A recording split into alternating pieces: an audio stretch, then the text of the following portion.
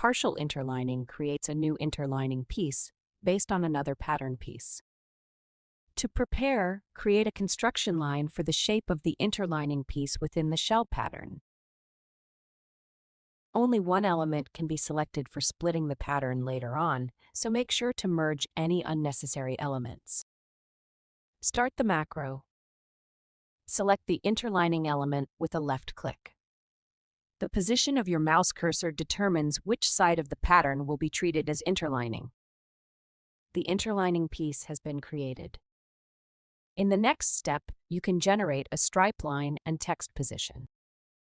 Click left for the start and end point of your stripe line. The macro automatically aligns the line either horizontally or vertically, depending on your clicks. The finished piece is attached to your mouse cursor and can be placed with a left click. A stripe line, text position, and a reference point for stacking your pieces have been created as well.